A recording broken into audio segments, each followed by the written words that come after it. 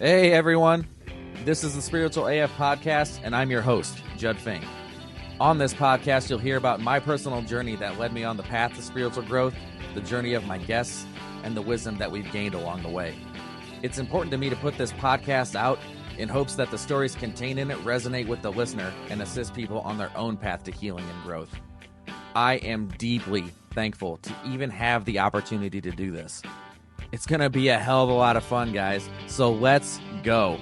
And thank you so much for listening. Hey, everyone. I'm Judd Fink, and this is Spiritual AF Podcast. Today, I'm here with John Laurio from Laurio Counseling Services. He was actually my therapist for about 7 months or so in the past. Isn't that about right? Yeah.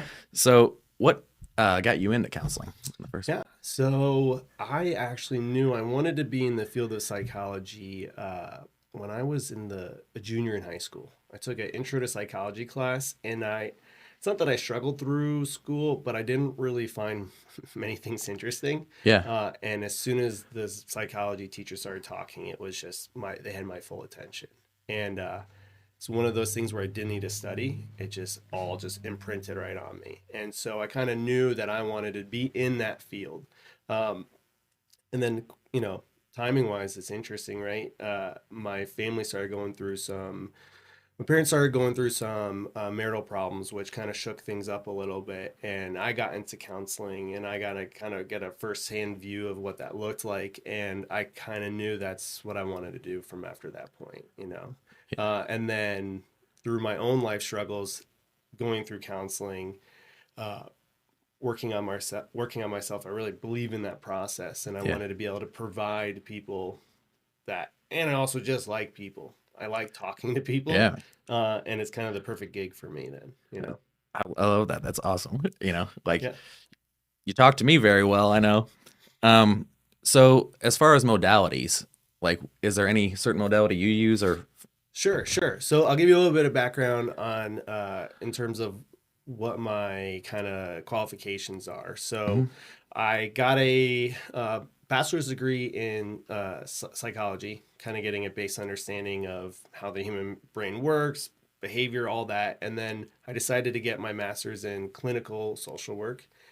And one of the reasons for that was there's a few options that you can do to become a therapist. That being one way that has a little bit more, I guess you could use the word respect across the country in terms of that degree. So I'm a licensed clinical social worker. Technically the degree is a master's in social work, but I have a license and the difference between me and maybe an LCPC, which is like a licensed counseling professional provider, I think, is that I can bill Medicaid and Medicare. Right. And so it's a little bit more nationally recognized. And so therefore it's a little bit more competitive in terms of trying to get a job when you leave, because you have this ability to bring more billing hours into, what's the word I'm looking for? Into like a organization. Okay. Right. And unfortunately, that's sometimes what organizations focus on. Well, sure. Not necessarily the clients, but so I got that. And so with that, there's some therapists that specifically focus on just one modality, right? So they might just be, hey, if you're going to come see me, we're going to do cognitive behavioral therapy, right? Or you might go to another counselor, and all they do is EMDR, right? Or DBT, dialectical behavioral therapy. I have noticed, and this is for me, is that not everyone responds to just one form of counseling, right? Yeah. Yes. And I don't know if that's even best practice, right? Because imagine having a toolbox and going to fix a problem, being like, well, I'm just going to take a hammer to all of this. Yeah. And not, then it's kind of a violent imagery there. But the idea is that, hey, different problems are going to require different tools. Right? Yeah. And, people aren't going to be receptive to every single tool you have either. So I kind of have a very general, essentially, a client comes to see me. I talk about the problems, what's going on, and based on some of the things that they're experiencing, I kind of choose the modality that I'm going to use with them, right? And one of the interesting things is that when it comes to success in treatment, there's two factors that really determine that. And the first one kind of sounds a little shallow, but it's real and it actually applies to every profession. So the more perceived, essentially attractive, not that you're attracted to the person, but symmetrical faces tend to be more attractive. There's this beauty fallacy because our culture really puts a lot of emphasis on beauty. Yes. So therefore, if you were perceived as being good looking, the more probably the better, and there might be a plateau, the better you're going to be at your job, right? Yeah. So if you're not being perceived as having a symmetrical face or something like that, that can actually impact treatment. And there's not much we can do that other than recognizing that we have that kind of, it's almost an implicit bias, right? Well, sure. I think it's just a natural thing that we don't even try to do it. Yeah. It's just there. Yeah. So that's one factor. But really, the one that I focus on is how well of a relationship you could develop with that counselor, right? Oh yeah. And I know that, and I tell clients this when I start with them, I'm not going to be everybody's exactly. Like I'm not, it might be a personality difference. It might be the way I kind of pace sessions or whatever that might be. And my number one goal is to make sure that they get the help they're needing. So if that's not me, then that's not me. Right. Yeah. And so I really try to focus on developing, it's called therapeutic rapport, right? So that's how well we, how well we get along with our therapists and how comfortable we feel and how much we trust them to be sharing these very vulnerable things that we're probably going to discuss. Yeah. Right. So those are the most important factors. You could be a therapist that uses the best, evidence-based practices. If you don't have that therapeutic rapport, the client's not going to see a lot of progress. Right. They're not going to respond well to it. No, they won't. And so, there is no correct modality. There's certain modalities that probably work better for certain people and also issues that they're dealing with, right? So if someone's coming in with like trauma and they have specific incidences or kind of a handful of specific incidences, like EMDR works really well for that, right? Yeah. With depression and anxiety, cognitive behavioral therapy is usually like the gold standard, right? But even if that's the best modality, I try to sprinkle that in with also other things because just changing your thoughts is sometimes not enough, right? Behavioral change is also equally correct. They go hand in hand. Yeah. Because as you take the steps forward, it does change your mind about things, and change your behaviors. It does change. At least in my case, it definitely helped, like getting back in the gym and doing those things. And like, well, my story and we'll talk about more. We'll talk about that more later. But so for my experience with EMDR but I was already, and you helped me quite a bit on the path to healing trauma, and I did a lot of work on my own as well. So when I experienced it, it's just straight to the subconscious, Oh yeah. And it's pretty immediate. It took me maybe 2 minutes, to get there. And my spot where I moved my eyes was on the right. Okay. Yeah. And I guess like it's naturally where your eyes go, where when you were experiencing the trauma, it's like that memory. Yeah. Sure. You know what I mean? Sure. Oh yeah. Cause all that wiring is wired together, right? Yeah. It's really interesting.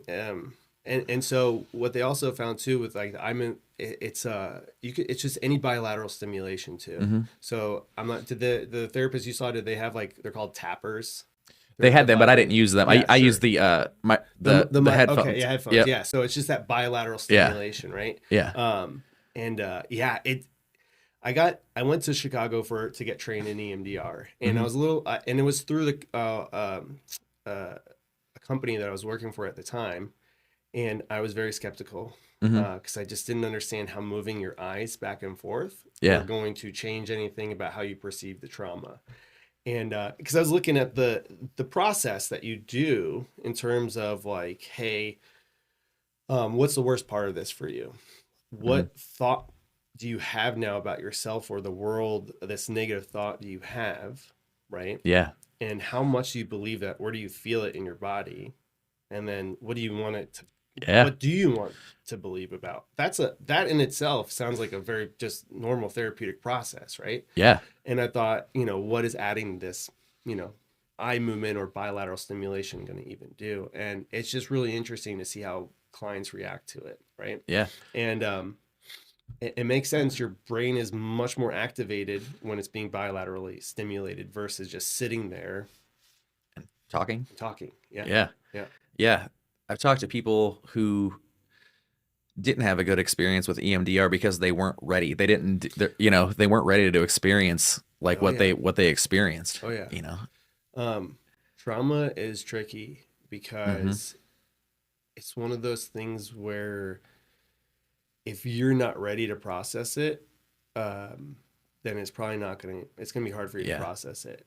And so some of it does take a little bit of pushing, right? Sure. A lot of times with trauma, we try to bury it deep down and we don't want to talk about it. So then and I can watch it happen with some clients, all these defense mechanisms start popping out. Yes. So some of them will start dissociating and they'll just say, I'm not getting anything because their brain has shut off. And sometimes then that's just where we end, right? I mean, I'm not going to push them. And so I might kind of like, all right, let's just try to relax for a little bit and then kind of get the brain kind of, not thinking about that anymore. And then, all right, let's get back and go to it. And sometimes that works. Yeah. Other people start trying to make jokes, right? Sure. Which sometimes is not a problem. That's a defense, yeah. But it's definitely a defense mechanism. Oh yeah. And with kids too, a lot of parents, I have some people that come in where there's known trauma, right? So it's not like we think there's trauma going on. It's like we know that there was something that happened that took place, and it could have been neglect, some type of abuse, anything like that. Yeah. And the parents they need to talk about it. They need to talk about it. And I agree with, yes, we need to talk about it. Right. Especially with kids, it is sometimes more traumatizing to try to actually bring it back up. Yeah. And they will talk about it when they're ready to talk about it. And the fear is, well, if they don't do this now, then what about the consequences of this as they grow up? And that's one of the scariest realities of trauma, is that there's a powerlessness to that. Oh my gosh. Yeah. And you don't, to get a child to talk about it would be very difficult, I think, because they don't want to experience that stuff again, especially at a young age. That I would imagine there's a process there to go through and some growing to do before you're ever ready to talk about that. And you do use a modified version of EMDR that you would that kind of makes it a little bit more, I guess, like kid friendly, so to speak. Yeah, sure. But yeah, and even when it was, without EMDR, parents want their kids to come in and talk about it, and I just don't believe in pulling the skeletons out until they're ready to be pulled out. Absolutely. And I mean, you can work with a child to get them there, as you explained, don't do it right then, change it and then come back to it. Sure. And being gentle, in that process. Yeah. And the last thing I ever want a kid to do is hate a therapist, because then they'll come back later when they're an adult, when they probably are ready to start processing. Yeah, because of that experience that they had. Yeah, absolutely. Yeah. And here's the other thing too, that I just kind of when it comes to the trauma is a I've heard it kind of like it's the brother or sister or cousin of grief, right? Sure. It's very, very similar emotions. And what we know about grief is that we don't just get rid of our grief. We learn to start living with it, right? And the thing with trauma, especially if you do, let's say I have a kid that comes in and does a good job processing some of the things that have happened, or even I have like a high schooler or college age student who's like, I have this trauma, I want to work through it. I try to make it very clear to them, I'm like, we're going to get you to a point where you've resolved your trauma up to right now. Because as you get older, you have different life events happen, and it's going to trigger that trauma all over again. It is a life work, because I have college students that come in, they'll do it, and then later on in their life, they'll have kids, and guess what? If their trauma had happened to them when they were children, maybe their parents were the person who was the aggressor or whatever that looked like, they start to experience this deep love for their child, and they start thinking, what is going on? How did that even happen? Like, why would they even do that? Yeah. And then you've stirred it all So up again, and absolutely. it's back to work. Man, I had some experiences like that, but then in my process too, it was feeling those feelings in my body Sure. again, because like where we store it, Oh yeah. Yeah. and how I was feeling. Because one of my experiences was actually I broke my collarbone, and for the fourth time actually. Wow. And because of whatever situation it was with my parents, but that was the fourth time I broke it, and they were upset with me already. They didn't take me to the hospital, and we already had the harness. We've done this before. Just put the harness and sling on him. Sure, You'll be all right, right? Well, it didn't heal correctly. Well, of course. Right. Right. And so that planted in my subconscious, not good enough, like not worth like taking to the hospital, like not so. And then prior to that, there was abuse and all this stuff, and just how my body felt. And I still feel it in my shoulder. Sure. Well, it didn't heal right in the first place, but there's also that, subconscious thought. But I also realized too that people can only act from the point of consciousness that they're at, based on what they've learned from their own life, So I know that it wasn't like an intentional thing. I don't think it's ever an intentional thing. Sure. In a lot of cases, to traumatize a child, but no one has any idea what they're doing. No, they're just seriously, I think, trying their best. Yeah. Most parents are not psychopaths, right? They're correct. Out there. They're out there. Yeah. Absolutely. And the goal is always not mess your kid up, and usually go off of what your parent, like, all right, so my parents did this to me, so let me make sure I don't do that to them. Well, inadvertently in some other way mess them up in some other way that they didn't intend for, right? There's this lyric from a song that really kind of resonates with that. It's this, I'm still pissed at my parents for what their parents did to them. To start, right? And so I think it's just this lyric that allows me to even develop empathy for my own parents, of like recognizing that exactly, though we're not excusing behavior, right? There's a difference between excusing and reasons, right? Correct. A reason is something that, like, this is why it happened. An excuse is trying to push it off onto some other and justify it, right? So there's that. Yeah, and it's just we got no idea what we're doing, until we were like doing work, and actually like going within and getting help or whatever that is, that combination of things. There's all kinds of different ways to do it. Yeah, but and real quick to that, it's like, if you have multiple kids too, and you're working on yourself, everyone has different relationships with their parents depending on when they were born too, right? Yeah. So imagine you have a parent that wasn't healthy, recognize they needed to start doing work, they get healthy, then you have another sibling that got the healthy parent. You two had a very different experience. Dynamic, yeah. And that can actually cause friction between siblings, because they're like, because one's more viewed as more favored, even though, yeah, but it's like, why are you mad at dad? It's like, well, because he's this, and this, and they're like, I don't see that. I didn't experience that. Yeah, and so this is the trauma weaves its itself into all facets. Yeah, right? It's all very interesting how everything works, and I could totally understand that too, having multiple siblings myself and everything, and definitely have middle child stuff, it's going. There's a reason for those archetypes, right? There's some truth to them, Oh, absolutely. So also, what's your belief on, going into therapy and your mindset, even approaching it, about where you're at and what you believe? Sure.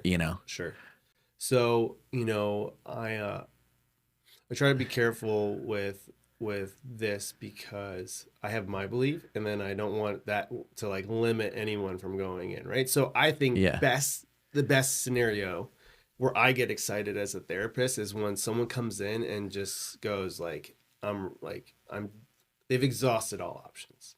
They don't know what to do anymore. They're like, I've tried it this way, I've tried it that way. like I need to start feeling better and I need you to help me get there. Or sometimes it's like I need you to do that for me. Yeah. And that's fine. That's where they're at, but it's together because I don't help. I can give anyone what they need to do. Yeah. They got to start practicing it outside the therapy room, right? Yeah. So,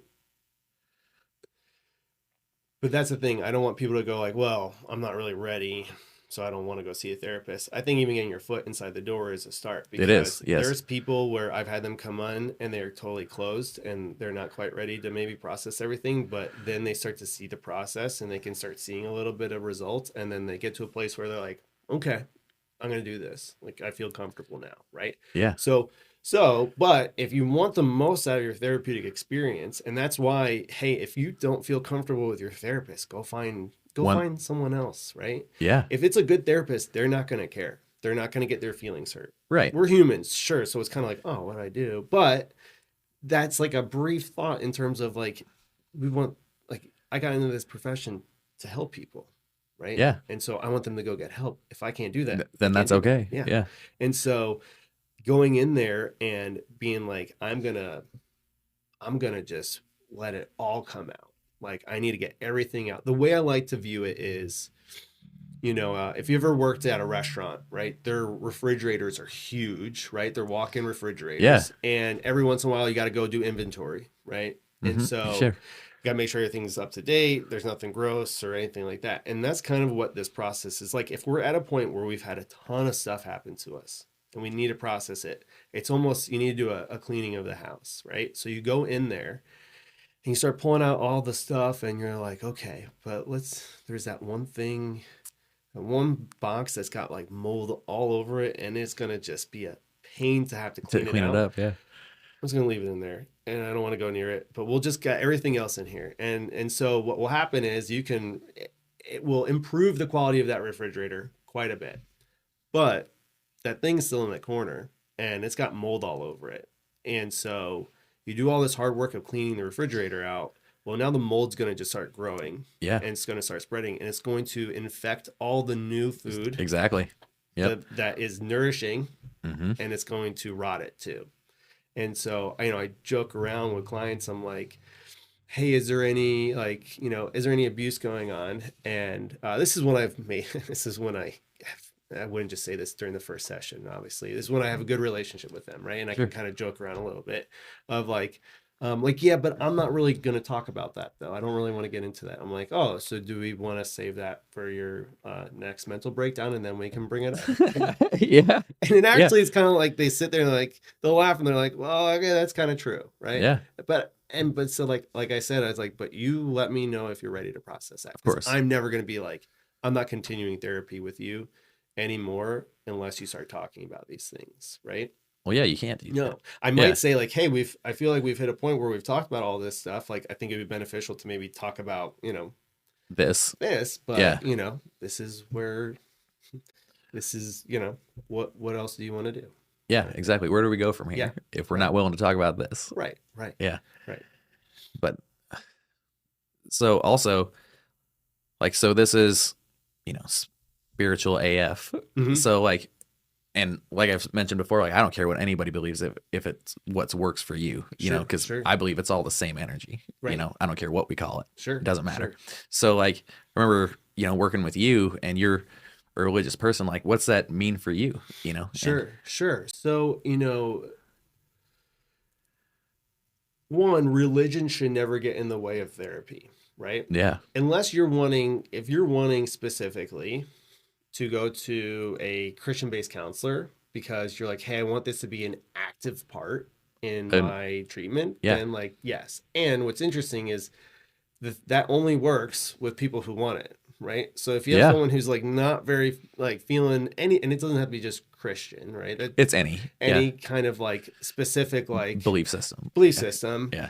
If they're not wanting it, it's not going to help, right? Because it's going to turn off their ears. They're not correct. They're not wanting to hear that, right? So that's something to think about, especially families where maybe a teenager's struggling and they're moving away from that type of like religious life or spiritual life, and you're like, no, they need this. That might be correct. They might really benefit from that, but at that point in time, I don't know. right? Are Sure, they going sure. to be more likely to hear it from someone that's not going to be pushing, or not pushing, but This, having that part of the treatment process that hmm just turns their ears off, yeah, right? this one point of view. Yes, right. Yeah. And so there is no one correct point of view, right? You had mentioned this, well, and I mean, obviously people believe there's one point of view that's correct, Yeah. right? But in terms of like therapy, it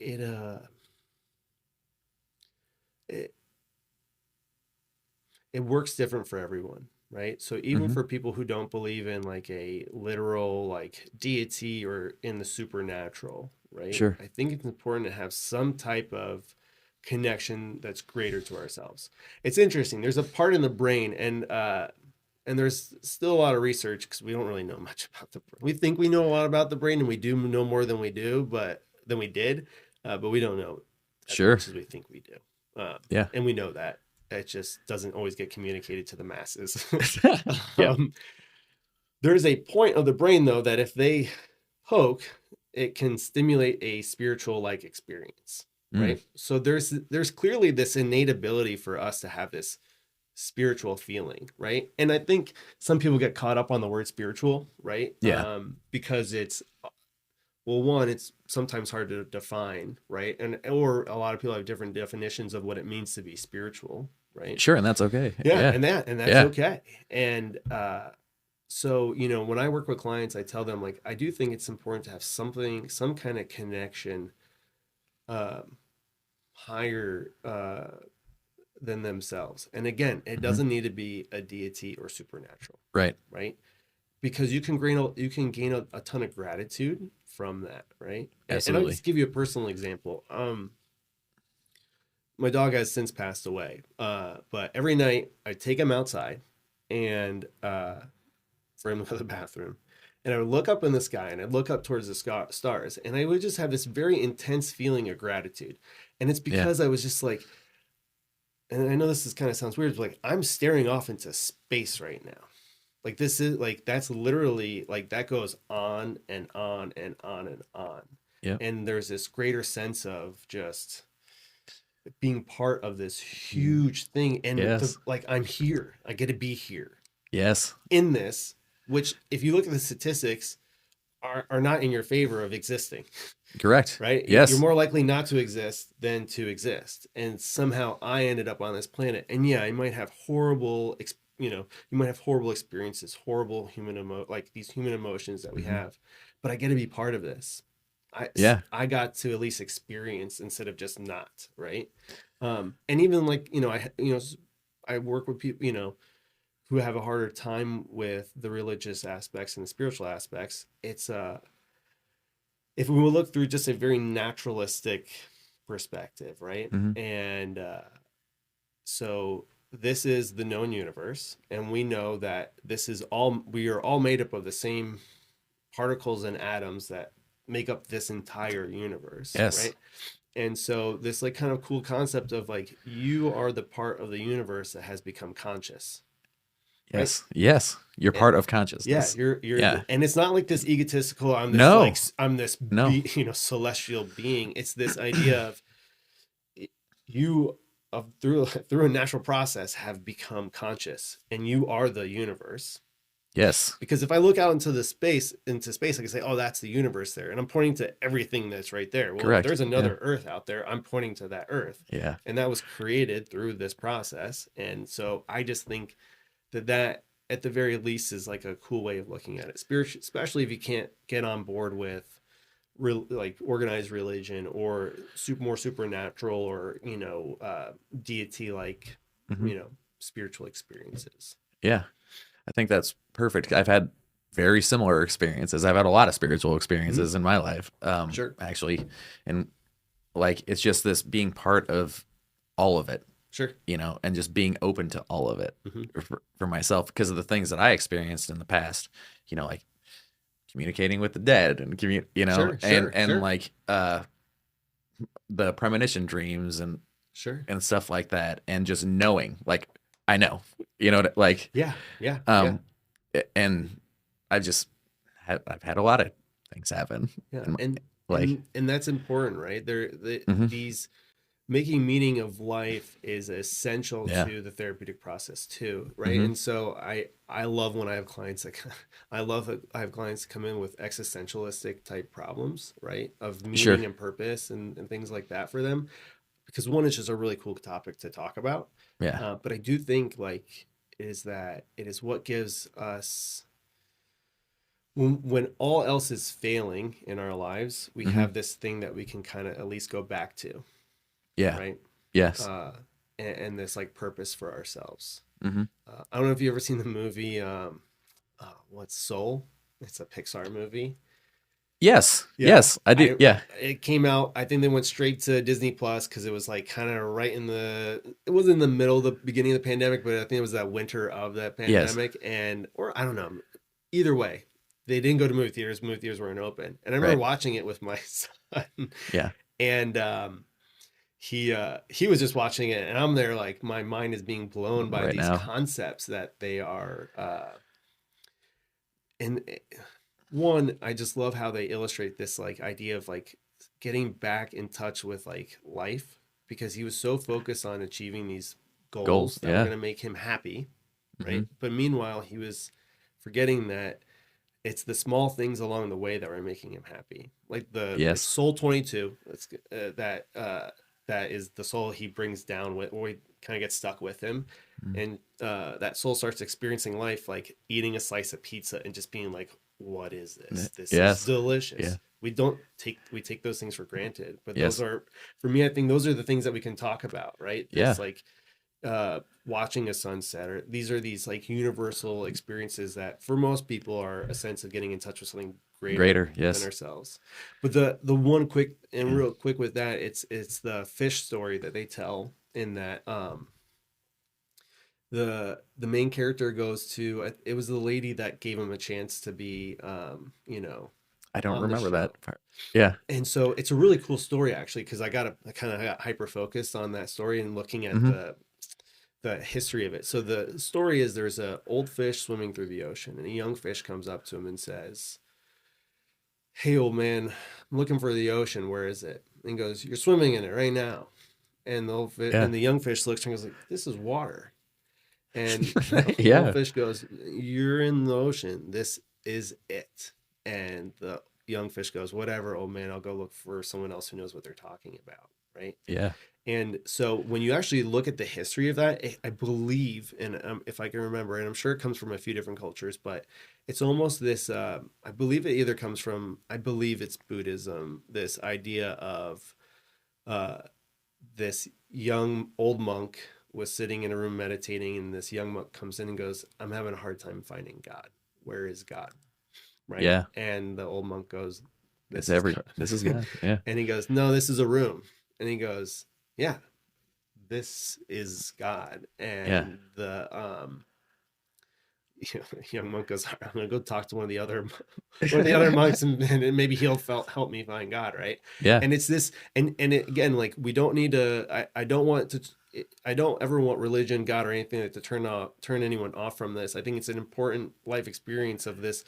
We're looking for something Yes. to make us feel better, Mm-hmm. and we don't recognize that it's actually all right here, Right now. right now. Yep. And it doesn't. And you can ask people like, "Have you accomplished goals that you thought was going to make you happy?" And they'll say yes. And how did you feel? How'd you feel? Well, it's happy. Yep. I'm like, "How do you feel now?" Not happy. Well, so Yeah. yes, goals do help. The Sure. journey and all that do help, but it has to be. We have to have this base that we can pull from. Yeah. And that really can look like anything for anybody. Yeah. From super very religious to just like not anything to do with like a very natural form of just connecting with something greater than yourself. Yes. Right. Yeah. I'll tell you what, in my journey,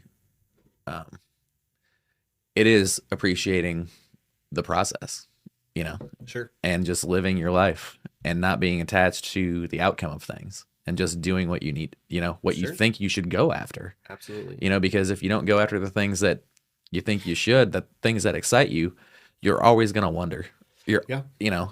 about what would have happened if I did that, Sure. you know? And the science is there too. So Hmm. if you ask any neurologist, right, or anyone that studies the brain, it's the process of obtaining these goals that you see the reward, Hmm. right? Yeah. Not necessarily accomplishing the goal. Yes, that's a crucial aspect. That's because that's why you're Yeah. working towards it. Yeah.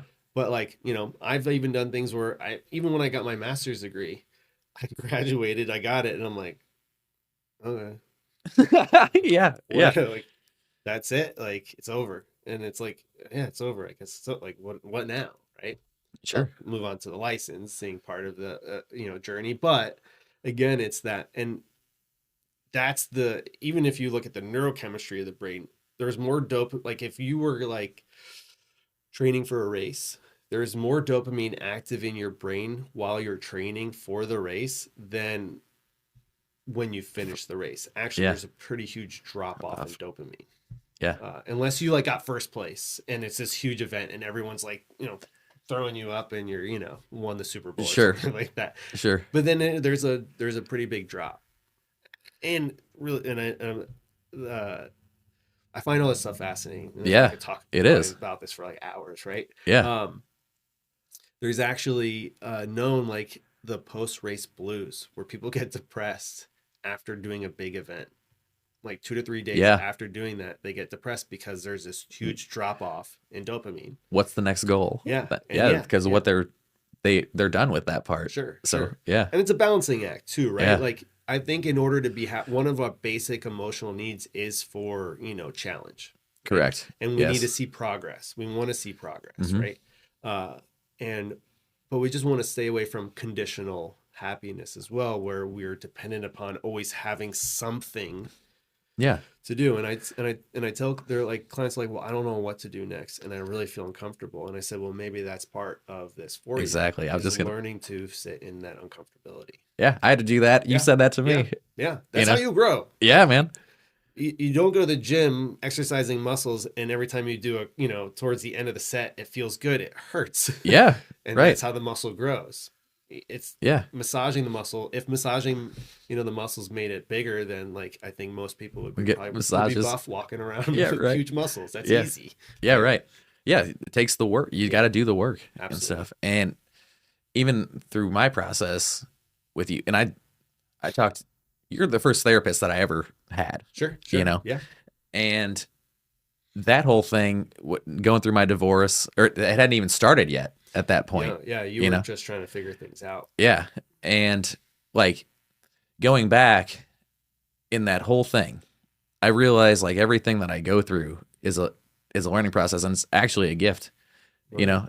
Even all the painful shit Oh yeah. is a gift because you get to learn from it. Sure. Instead of going through the process of blaming people for like, hey, they did this to me, they did that. Well, what did I do in this? Yeah.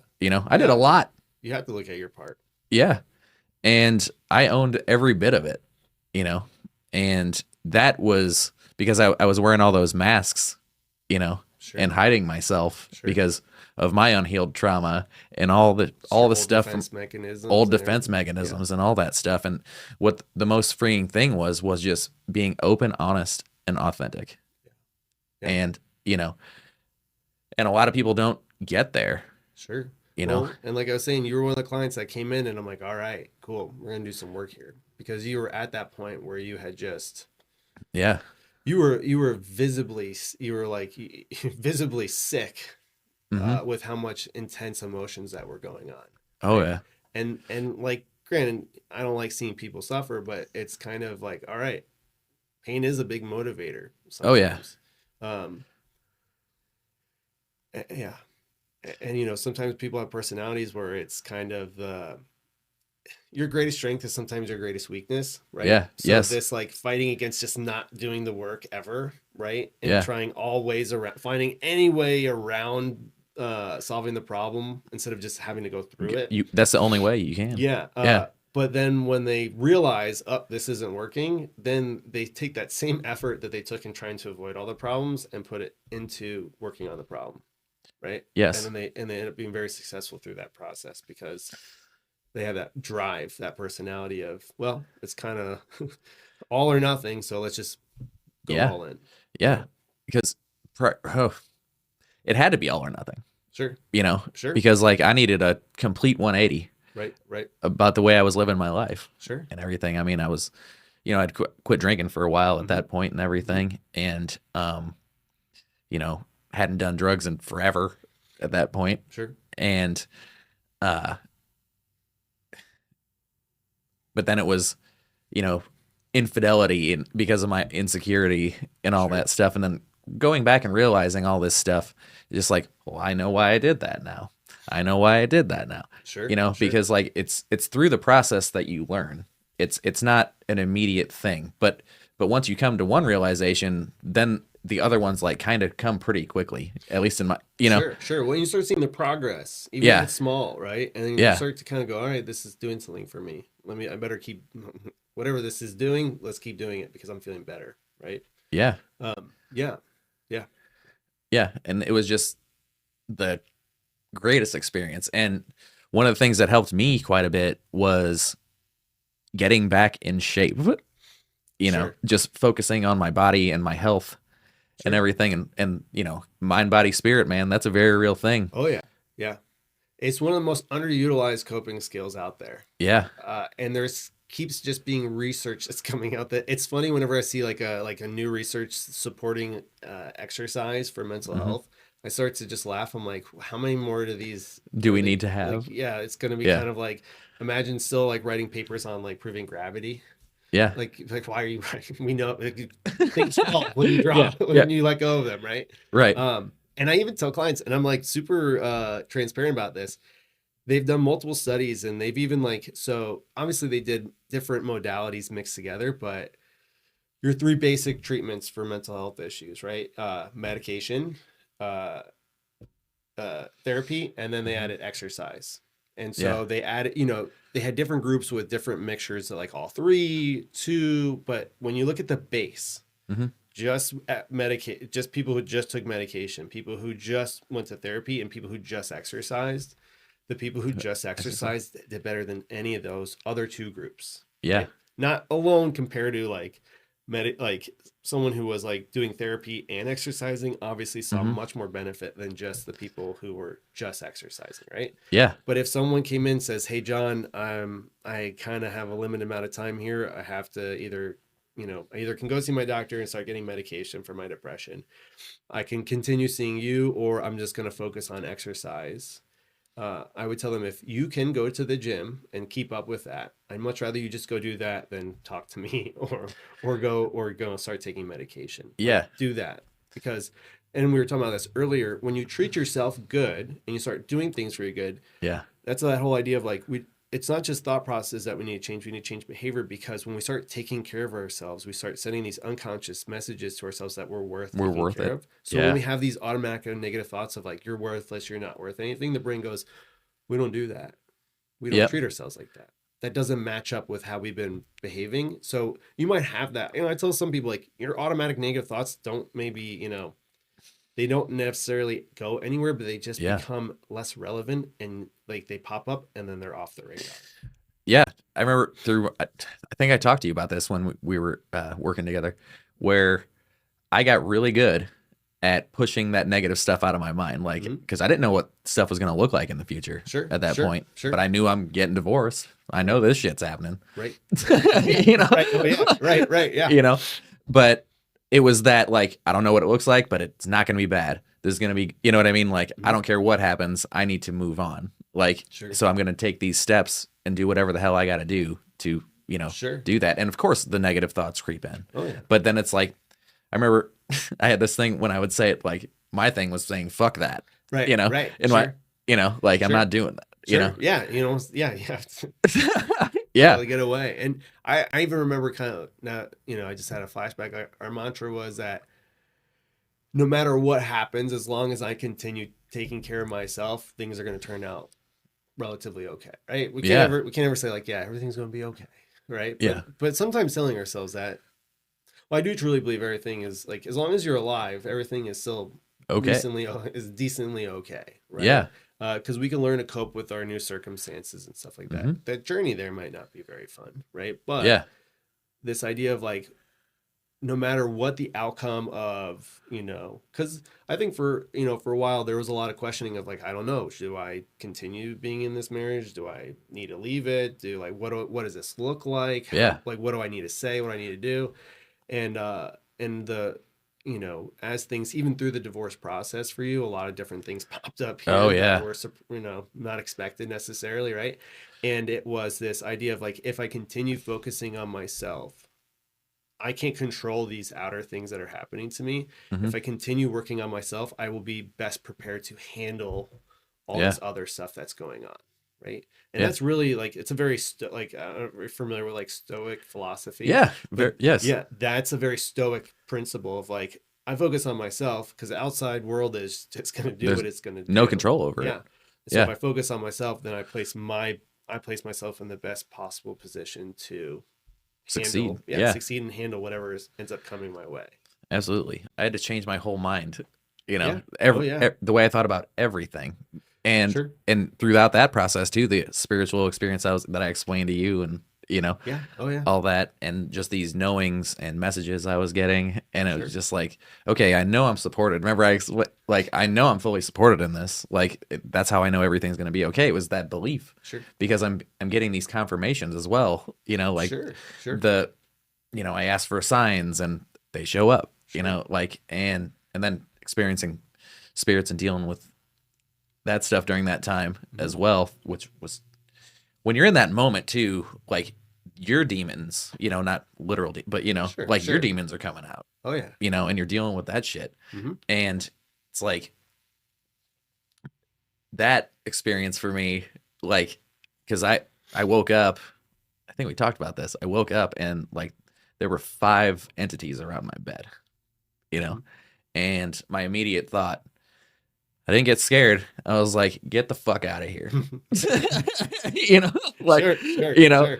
and like, you have no right to be here, like it's time to leave, all Sure. that. And then I did a house clearing because I was at my parents' house at that point because I just got separated and moved out. Right. you Right. know? And then in that experience too, that same night, my mother was actually pinned down in her bed. And yeah, and the drawers were open and the entertainment center and all this stuff. So like, and getting into that, like how everything is energy, right? Mhm. So I'm putting out all this chaotic energy. Mhm. I'm all over the place. Sure. So realizing that now, that what you attract and what you bring about are based on your thoughts. Oh yeah. And like at that point, of course it's like, a roller coaster, up and down. But like I remember I was at a very low point because I wasn't sleeping at all. Mhm. And I had to go get Klonopin and all these other things. Yes, you need sleep. Yeah. Yeah. And even through that, like my brain wouldn't shut off, Sure. and I was still only sleeping for like maybe an hour, maybe 2 hours a night, even on, 3 different medications that are meant to knock you that are out. meant to knock you out, and I'm not sleeping, Sure. Still. And so that's how much chaotic energy I was putting out. Sure. And just not being sure, and then all this shit showing up, shit I got to deal with. Mhm. You know what I mean? And then it was, okay, I see this stuff. I cleared my parents' house out, and then I'm like, okay, now I can focus. Now I know and for me too, being sensitive, I'm sensitive to medications as well. Sure. Like, Oh, yeah. and I couldn't handle that shit. Like, I think it like made it worse for me. It could, yeah. And it can have that effect on a lot of people. Yeah. Yeah, it's weird how medication works, and I'm not a medical doctor, so I am. Yeah. That's my disclaimer. Yeah. Because I'm not, and there's people specifically trained in that, but I work with a lot of people who are on medication, and I worked at a psychiatric hospital for a few years where I was part of a team where I was actively seeing how medications were used and things like that. So it's not like I'm completely, don't have any background in that. But Yeah. It's funny how everyone responds completely different to, you have people that take one medication and they just go kind of get worse. Yeah. And other people who they're like, this is what I feel like I can start doing the work now and start, Yeah. I think the medications are like supposed to be a temporary tool, like, because if it's a, psychological or psychiatric, whatever, Sure, a sure. mind medication, right? Did I give you my plumber analogy? Do you No. remember? I Well, can't maybe it's been a while. It's been a Yeah. while. So the way I always look at medication is like, so your house, your kitchen faucet, it's leaking, right? The pipes are leaking Yeah. and it's starting to drip and it's ruining the kitchen, right? Yeah. So you need to put a bucket underneath there to catch the drip Yeah. because it could potentially, it'll cause more and more issues. So medication in some of these cases, it obviously depends on what psychiatric problem that we're talking about, right? Mm-hmm. It's supposed to catch things so that you can continue living your life without it causing more and more damage. Yeah. But the most efficient way is not to just keep, Taking the medic. well, keeping you got to call a plumber. Oh yeah. Have them come in and figure out why there's a leak in the first place. Exactly. Right. Yes. And then once you figure out why there's a leak, then at least you can take the bucket away. Right. Mm-hmm. Now, some people will, and this is very individualized. Some people are like, I'm just going to keep the bucket there in case it ever starts dripping again. Mm-hmm. And I don't know, like, that's a personal choice, obviously, Correct. for them, right? Whether or not that helps or not, that's their doctor it's for them Sure, and their sure. doctor to figure out. But I do believe that a lot of times with most medications, if we get things moving back in the right direction, environment changes, behavior changes, thought changes, there's a very good chance that you can get off of that and you don't have to keep taking medication. Because you're doing that work. Right, exactly. To actually get better, instead of just relying on a medication and saying, sure, this is what helps me. Yeah. And I don't have to do this work. Right. And we could probably do a whole nother podcast on my thoughts and views on medication and the whole, the history of medication and the use to treat psychiatric disorders. Yes, Yeah. There's a lot there. Well, yeah, you're messing with brain function. Yeah. It started syphilis, right? If you don't treat syphilis, late stages of syphilis, you lose your mind. You lose your mind. Yeah. So they would give this antibiotic that would pull people out of that psychosis, and they start going, oh, medication can alter brain functioning. I wonder if there's something else we can do with that. And so that kind of sparked it. Now there was obviously, it wasn't the first time that something was given to someone to help with mental health issues, but that really sparked this thought process of, can medication help people? Yeah. And like I said, there's a huge rabbit hole of we can go down all that stuff. So yeah, man. Okay. Yeah. So as far as the amount of progress you've seen in any one individual, like I know that I had a lot of progress. Do you want to talk about that? Sure. Yeah. So and a disclaimer, and we had talked about this earlier, the progress is the work's the work's not done ever, right? Yeah. Life, the goal of me, you're a good example of like my goal as a therapist, right? Mm-hmm. Now everyone comes to is needing different things from me, and so I kind of joke around, but it's like my job is to become obsolete in your life, right? Correct. Now there's some people that have issues that are ongoing, and they might have, so we talk about different issues that come up where, well, even with the trauma piece, as you get older, different stages of life bring up different issues that you need to work on. Yes. But like there's some people that I work with more like long-term chronic mental health issues. Like, they could have severe bipolar disorder, or they could be facing addiction, and they just like I can be part of their recovery, where it's like just monthly check-ins with my therapist, right? Because addiction is something that doesn't go away. The joke is like, well, if I wasn't an alcoholic, I'd just drink every day, right? Yeah. It's like that's just the mindset, right? Yeah. So there's no coming out of that.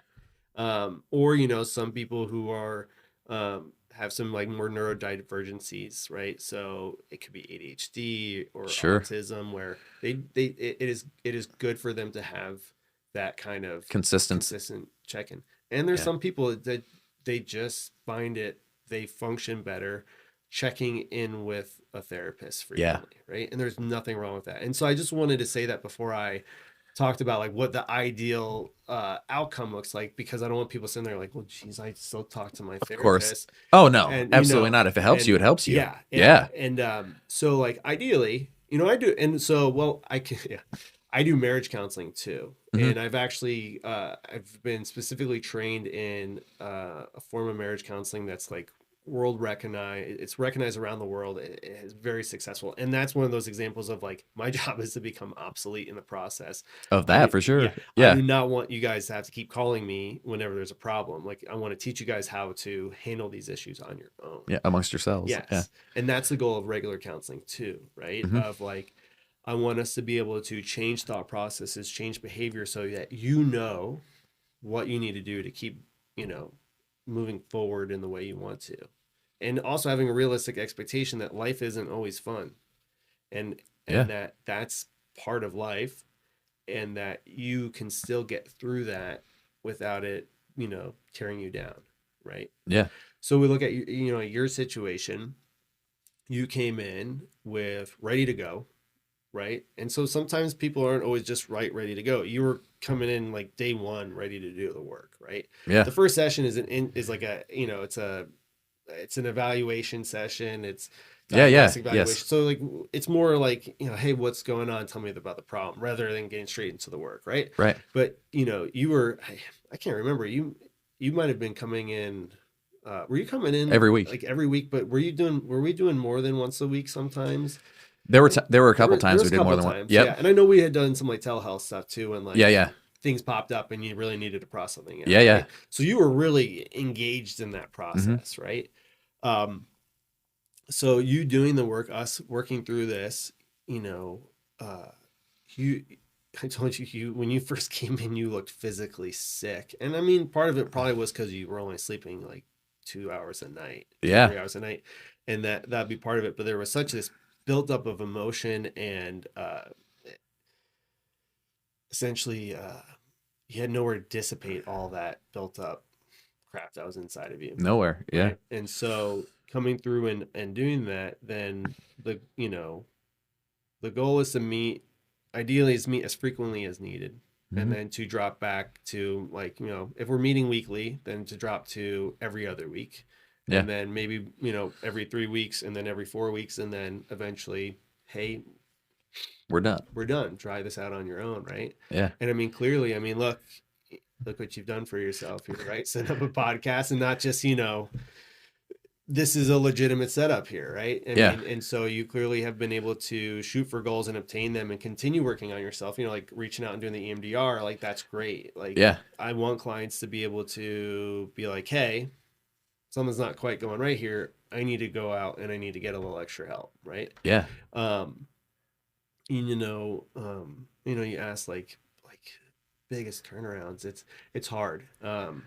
It's hard to, like, for my brain to exactly like you would be an example of someone that went from bottom of like their story, rock bottom, Yeah. and have made it to this, great landing place, or not landing place, and it makes it sound like you're done, but you know what I mean, right? Correct.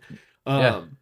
But I mean, it's hard. No, I'm really proud of Yeah, myself, you you know? should be. You Yeah. should be. Not everyone is able to do the work that you were able to do.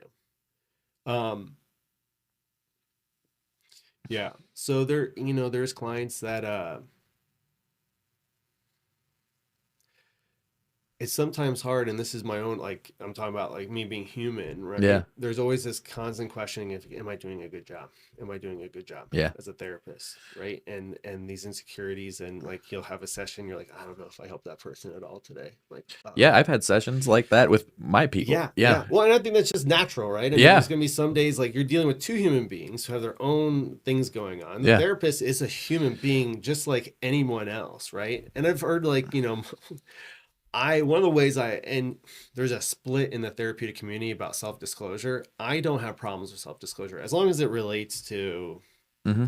like, if you came in and you're like, hey, John, how's it going? And I'm like, well, let me tell you about something going on in my marriage real quick, because it's really stressing me out. Yeah. That's not appropriate, right? Right. But Right. if you are talking to me about something stressful in your marriage, and then I can relate to that and then explain using therapeutic principles of how I kind of saw myself out of that situation, I don't see any problem with that, right? Right. Now, Right. there's some therapists will say that's a crossing of boundaries, and it's not like I'm getting into detail about like everything, right? Right. Um, but but doing that, I think allows people to recognize that you're also a human being, right? And I've had Absolutely. people go like, "Well, it's nice to know that my therapist also sometimes gets like, Well, you know, yeah. I'm not a robot. Yeah, exactly. We're I still I humans. have Yeah. my imperfections, and so what's really cool is when I have clients like they just say this has been incredibly helpful for me, because then I know, like, it helps me know for sure, like, okay, this is, this is helping them, right? Yeah. um and that's the whole reason why I got into this, because I want to Absolutely. give back what was kind of given to me, in terms of putting people in a position where they can live the lives that they're wanting to at least, aspire to, or living, right? Yeah. um and that's why I also like couples work. I think love is something that is, uh, being in a relationship is something that can unlock a ton of just, it's a part of the human experience, right? Yeah. And if I can help people through that and see them, it's always nice when I walk out after a therapy session I've done with a couple, and it's funny because people are very different, but they're also very very similar in terms of how we all kind of interact. And Hmm. when I see a couple hugging each other and giving each other a kiss after our sessions, I'm like, all right, I'm at least we're making progress here, right? Yeah. Because there's some couples that, all right, see you later, and then they're off in their car and they're gone, Well, right? that's, yeah. Yeah. Like not hearing you, not wanting to do the work, but they're there talking, Yeah, you yeah, know, but it might not necessarily mean anything, yeah, you know, yeah. but that's up to them to do that work. Well, yeah, and sometimes I tell like I try to be very, the goal is to get the good enough marriage, and a lot of people are like, good enough. I don't want the good enough. I want the awesome marriage. I'm like, well, that's great if we get there, but the idea is that the good enough is functioning. It's Yeah. it's meeting its purpose, and both of you are happy with what's happening, right? Yeah. For the most part.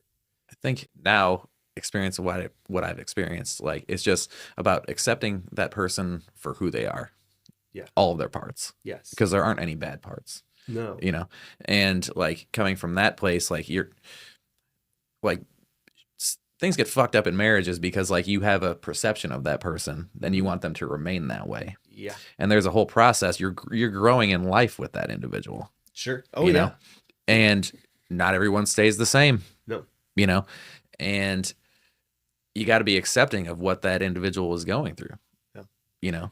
The training I was talking about, I don't know if you're familiar, it's called Gottman I'm base. not. Okay, so incredible. This guy is John Gottman, was the lead Hmm. researcher. They have now the Gottman Institute, and he's probably the leading expert in marriage and couples, right?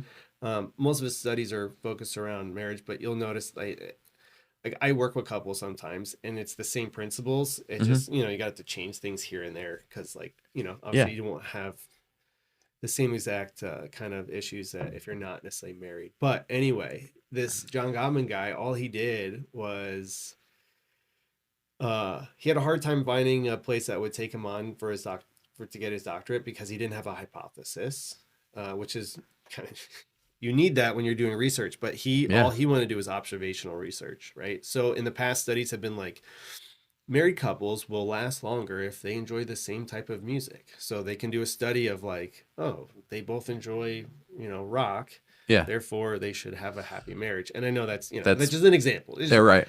But that never really took. That's not a very dynamic view of marriage, because marriage is very dynamic. So Sure. all he did is he created. They call it the Love Lab, and he created these kind of like bed and breakfast type places. And I'm sure as his research grew, they got more bed and breakfasty. Yeah. Yeah. I'm Okay. sure the first one was probably like a room with a couch and stuff in Yeah. it. Right. And all he did is he watched them over time, and he followed these couples, and he looked at what behaviors they would engage in. And then he follow up with them throughout the years and find out who ended up getting a divorce and who ended up staying together. Hmm. And so then he went back and he was able to look at behaviors that all the people who were ended up getting divorced did, and he looked at all the behaviors that the people he called the ones who stayed in a happy long-term relationship the masters. So he looked at what the masters did right? And then the the other group was the disasters, and looked at what they did, to the point where they could have a couple come into their love lab and they can watch them for an hour, and they could predict if they'll get a divorce by 93% accuracy. And that is unheard of in terms of It's incredibly high. Predicting human behavior is unpredictable. So to have that number is crazy. And he jokes around because, well, you can imagine what happened in my social life when I published this. Nobody wanted them over for dinner to watch, like have them watch, Yeah, because that's such a high number. Yeah. But I forgot why this kind of came up. Anyway, the research is just real. It's there. And I remember now. So you talked about these issues that go on and people growing and things like that. And what most people don't realize too is that 60% of all marital problems are perpetual, which means 60% of problems within a marriage. It's more than half of your problems, right? So think about that. Will never be solved. Your entire marriage. Yes. And the idea is, the goal is to be able to have conversations about it instead of getting to gridlock, right? And gridlock looks like every time we talk about this, we're yelling and screaming at each other. And actually, we just don't talk about it anymore because it's just... Or shutting down. We don't talk about it anymore because it's just too painful to talk about. And that's the problem, right? Yeah. Look into this stuff. It's fascinating. Because I think even me going through the training, so they have like a certification course, like route. I've done the level 2 training, and there's 3 and then the certification. So eventually I might do the rest, but I have a good foundation of what I need to do as a marriage counselor, which is the level 2. But my marriage has improved since doing that. Awesome. And so I think anyone would benefit if you're in a relationship, married or not, or looking or wanting to be in one, knowing those principles will help you. Yeah. And it can also heal a little bit in terms of like looking at your parents. If there's some issues with your parents' relationship, you can clearly see what happened that went wrong. Because it's a lot easier to look at other people's relationships and be like, oh, this is going on, this is going on, this is going on. Yeah. I'm not certified or trained in that stuff, but I can tell you that when I was the short period of time that I was at my parents' house when I was separated, from what I was going through, I was noticing so many things. About theirs, and I was just like, man, you guys got a lot of shit to work on. But I say life is sometimes your best therapist. Yeah. Especially when you start doing the work you're doing and you learn to be really introspective in me and asking like, what's going on right now with me? Why am I responding in this way? Yeah. And happened to me. I went through a period of time where I did a lot of personal work, and I'd have, a lot of people, I could see patterns in my parents and in my family, and been like, okay, that's why I respond this way, or this is the way I react. Yeah. And a lot of people dread Thanksgiving. Yeah. I look forward to it because I always learn something about myself during that time. Yeah. Yes, I can totally see that. I guess I do too. When we talk about mind, thought, and perspective. Yeah. If I'm going in there thinking, oh, great, here comes a bunch of either, potential drama, or like I'm going to have to deal with this person. Well, that's what you're going to observe. You're not going to like Thanksgiving, rather than, man, this is an opportunity for me to learn a little bit, maybe more about myself through maybe some of the problems that come up. Right. Yeah. If you approach something with the mindset of, this is going to be good, this is a learning opportunity, as you're saying, then that's exactly what it is. If you walk into something saying this is going to be really shitty, then it's going to be really shitty. Yeah, absolutely. Your mind, it's your entire lens of the world, right? Yeah. When you change the way that you see things, the way you see things changes, right? I heard this and I love it. And it's so simple. The life you're living is the one you choose to focus on. Exactly. Right? So if I focus on all the terrible things going on in my life, I'm not going to be living a very happy, enjoyable life. If I focus on what is going good, even if it seems like only 1 or 2 things are going good, focus on that. That's what I need to focus on. Yeah. It's not ignore and suppress all the bad stuff. It's just choosing to not have that be the center focus of your day, right? Yes. And that makes a huge difference. Huge difference. It does. Like when I was going through mine, stuff, I loved going to therapy. Mm-hmm. I loved it. It's just like, this is going to be awesome. Yeah. I get to talk. And I can grow. I can grow. Exactly. And then do the work outside of there too, So, thank you for all the help you gave me. Yeah. And everything. That was thanks awesome. for being part of that journey with, I equally, and this is just the side effect of doing counseling. I get, and I guess I want to make sure I say this the correct way. Working with people, I get something back too, right? Oh yeah, sure. It benefits me in my own life too. One of the coolest things I think about being a therapist is that I have to hold myself accountable of when I'm going through something tough. I have this little voice. I'm like, so are you doing the things you tell your clients to do right now? Yeah, exactly. And it's well, right? No, so I better start doing that because that's, Yeah, I've caught myself doing that stuff too. Yeah. Where it's like, oh shit, I'm not even doing that at this point. Right. Right. So on the show, I like to have a oracle card pull. So you want to go ahead and Sure. I have that? no experience with it. This is the first time I've ever even. Hey, that's all right, man. How does this open? Oh, there you go. It's a little stuck together. Yep, and there's a book in there as well. But just pull a card from the deck, and it read about it and see what it says. All right. So I pulled the dolphin. Okay. See if it resonates. I bet it does. All right. Dolphin. So dolphin attributes: importance of play, change, wisdom, balance, harmony, communication skills, freedom, and trust.